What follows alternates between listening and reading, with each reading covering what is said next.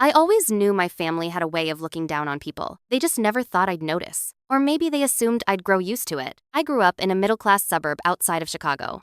My parents weren't rich, but they acted like they were. Appearances mattered more than truth in our house. My father worked a corporate job, wore expensive suits he couldn't really afford, and constantly reminded everyone how hard he worked to give us this life. My mother cared about one thing: reputation. People are always watching, she used to tell me. Don't embarrass this family. I guess that's why they never forgave me for marrying Elena. Elena didn't come from money. She grew up on the South Side, raised by a single mom who worked as a house cleaner. Elena herself worked cleaning offices during college before earning her teaching degree. To me, that was strength. To my family, it was shame. They never said it directly. Not at first. They'd make subtle comments. Must be hard not having help from your parents. Oh, she's very grounded. Does she know how to behave at formal dinners? But Elena handled it with grace. She always did. She'd smile, hold my hand under the table, and whisper, "It's okay, they don't know me." And she was right. They didn't. They didn't know how she studied under streetlights when her electricity was cut off. They didn't know she sent half her paycheck to help her mom. They didn't know she cried the night she got her first teaching job, not because it paid well, but because she felt proud. And when our daughter Sophia was born, Elena became even stronger. Sophia is 9 now. 9 years old. Curious. Skinned. Too perceptive for her own good. She looks like Elena, dark hair, warm brown eyes, but she has my stubbornness. The incident happened at my parents' house last summer. It was my mother's birthday. A big gathering. Extended family. My older sister and her husband. Cousins. The usual crowd that pretends to like each other for 3 hours. Elena didn't want to go. "They don't respect me," she said quietly the night before. I knew she was right, but I convinced her anyway. For Sophia, I told her, she should know her grandparents. That was my mistake. Dinner started fine. Polite conversation. Fake laughter. My father boasting about investments. My sister talking about her husband's promotion. Then the topic shifted. My cousin Mark mentioned school career day. "What does Sophia want to be?" he asked casually. Sophia, sitting beside Elena, brightened. "I want to be a teacher like Mommy," she said proudly. Silence. Not loud, not obvious, but heavy. My sister smirked. "Oh," she said. "That's sweet." My mother set her fork down slowly. "A teacher is fine," she said carefully. "But maybe she should aim higher." Elena smiled gently. "Teaching is important." "Of course," my mother replied. "But we all know it doesn't exactly lead to advancement." I felt my jaw tighten. Sophia looked confused. "What's advancement?" My father chuckled. "It means moving up in life." Elena squeezed Sophia's hand. Then my sister leaned forward and said it. "Well, if she follows too closely in her mother's footsteps, she might end up cleaning dirt like her." The table went quiet. At first, I thought I misheard her, but then my mother didn't correct her. She didn't say that's inappropriate. She didn't defend Elena. Instead, she added softly, "Let's just hope she learns to aim higher." Sophia blinked. "Mommy cleans dirt?" she asked, confused. Elena's face went pale. She opened her mouth to explain, probably to protect Sophia from understanding the insult, but my sister wasn't done. "She used to clean offices, right?" she said with a shrug. "No shame in it. But we want better for the next generation." I felt heat rising in my chest. Elena used to clean offices to survive, to study, to build a future, and they reduced it to dirt. Sophia looked at her mother. "Did you clean dirt?" Elena's voice trembled just slightly. "I worked very hard before I became a teacher." Then my father said something that made my stomach drop. "Well," he sighed, "hard work is fine, but we all know where certain backgrounds lead." And that's when Sophia asked the question that broke me. "So, will I clean dirt too?" My sister laughed lightly. "If you're not careful." My mother looked directly at my daughter and said, "You'll clean dirt like your mother if you don't aim higher." Just like that. To a 9-year-old. My 9-year-old. I watched Sophia's face change. Confusion. Embarrassment. Then something worse, shame. She lowered her eyes. Elena's hands were shaking. And my mother, the woman who always preached about family reputation, had just humiliated a child to protect her own pride. I stood up so suddenly, my chair scraped loudly against the floor. "That's enough." The room froze. My father frowned. "Sit down. Don't make a scene." A scene? They insulted my wife. They shamed my daughter. And I was worried about a scene? I looked at Sophia. Her eyes were glossy. "Daddy?" she whispered. That one word made something inside me snap. I turned back to the table. "No one," I said slowly, "talks to my daughter like that." My sister rolled her eyes. "Oh, please, don't be dramatic." "Dramatic?" I repeated. Elena stood too. "We should go." My mother's voice hardened. "You're overreacting. It was just motivation."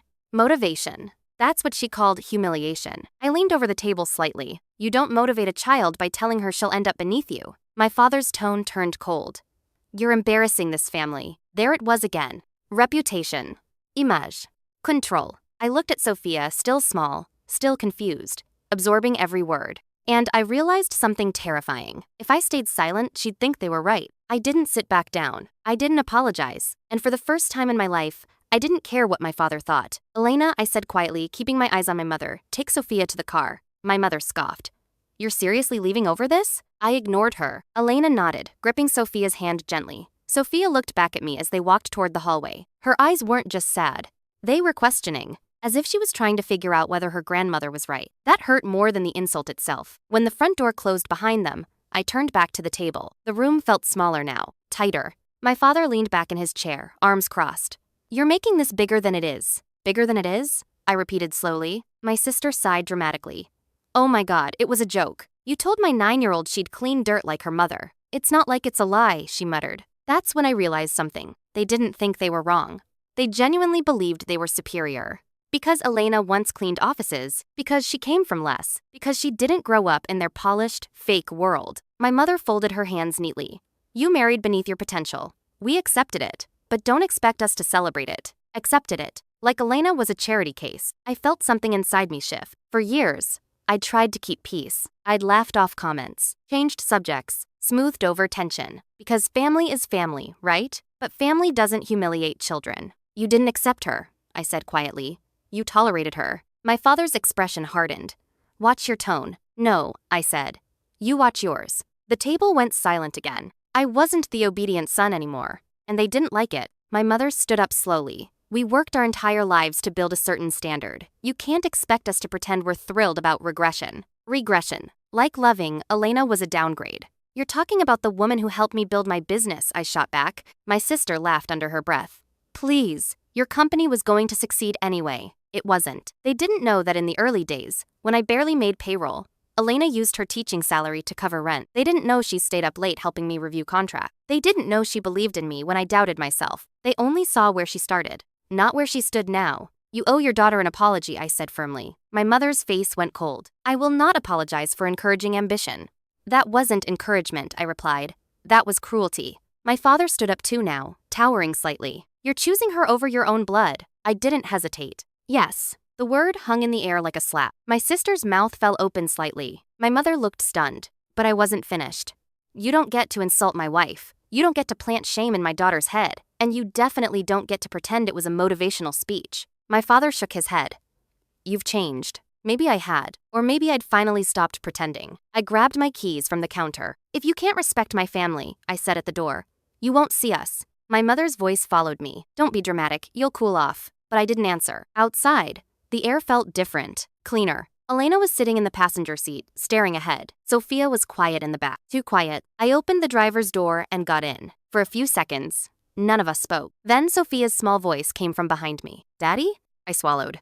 "Yeah, baby? Is cleaning dirt bad?" That question broke something in me. I turned slightly in my seat. "No," I said firmly. "Working hard is never bad." But Grandma said, Grandma was wrong. The word felt heavy. Wrong. Sophia looked down at her hands. "I don't want Mommy to feel bad." Elena wiped her eyes quickly, thinking we didn't notice. "She doesn't," Elena said softly. "Right?" I reached over and took her hand. "You have nothing to feel bad about," I said. Ever. The drive home was quiet, but not the peaceful kind. The kind where everyone is thinking the same thing but doesn't want to say it. When we got home, Sophia went straight to her room. Elena stood in the kitchen, staring at nothing. "I'm sorry," I said. She shook her head. "Don't apologize for them. I should have protected you sooner." She finally looked at me. "I don't care what they think about me," she said quietly. "But Sophia, she's old enough to understand insults now." That was the problem. Kids remember these moments. They carry them, and I knew my family would never admit they were wrong. They'd wait, assume we'd calm down, call in a few days like nothing happened. Because that's how they handled everything uncomfortable. Ignore it until it disappears. But this wasn't disappearing. That night, around 9 p.m., my phone buzzed. My mother. I stared at the screen, then declined it. A minute later, my father texted. "You're blowing this out of proportion. No apology. No accountability. Just blame." Then another message. "Family doesn't turn their back over small disagreements." Small. I typed back. "Family doesn't humiliate children." 3 dots appeared, then disappeared. No reply. Later that night, I walked past Sophia's room. Her door was slightly open. She was sitting at her desk, drawing. I stepped inside quietly. "What are you drawing?" I asked. She hesitated before turning the paper toward me. It was a picture of her and Elena. But next to Elena, She'd drawn a small bucket. My chest tightened. "Why the bucket?" I asked gently. She shrugged.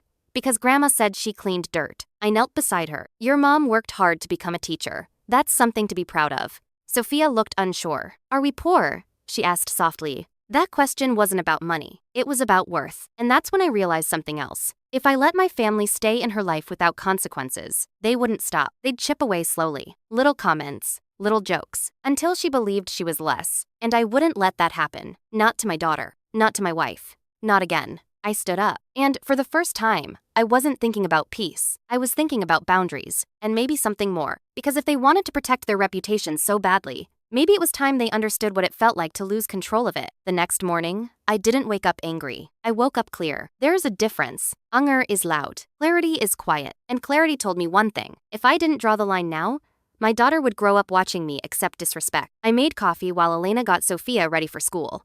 The house felt calmer than the night before. But something fundamental had shifted. After Sophia left, Elena sat across from me at the kitchen table. "You don't have to start a war," she said gently. "I'm not starting one," I replied.